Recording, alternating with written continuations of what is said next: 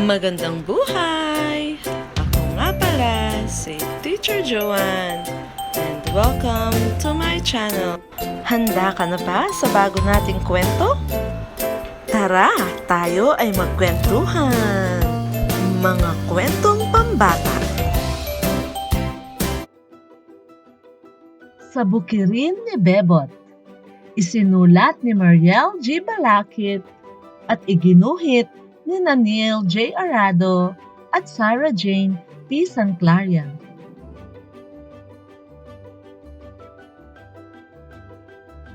Tuwing Biyernes, si Bebot ay nasa bukid ng Subait upang dalawin ang mga alagang hayop.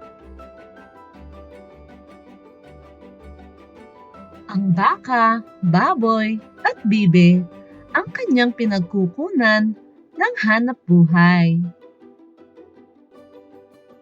Masustansyang gatas ang naibibigay ng baka. Sariwang karne ang nakukuha niya sa baboy. At mga puting itlog naman ang ibinibigay ng mga bibe. Masayang pumunta sa palengke si Bebot upang ibenta ang gatas, karne at mga itlog.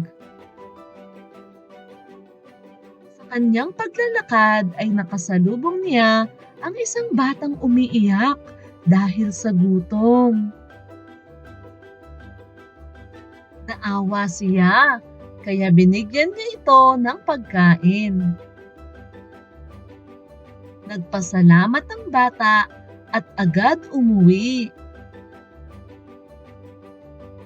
Tanghali na nang nakarating si Bebot sa palengke, ngunit naibenta pa rin niya ang kanyang paninda.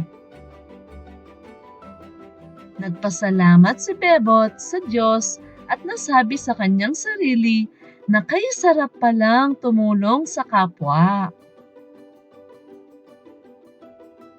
At dito nagtatapos ang kwentong Sa Bukirin ni Bebot. Mga aral sa kwento. Sa pagtitiyaga, may mapapala. Hindi matatawaran ang ligaya na makatulong sa kapwa. Maraming salamat sa inyong panonood. Paalam!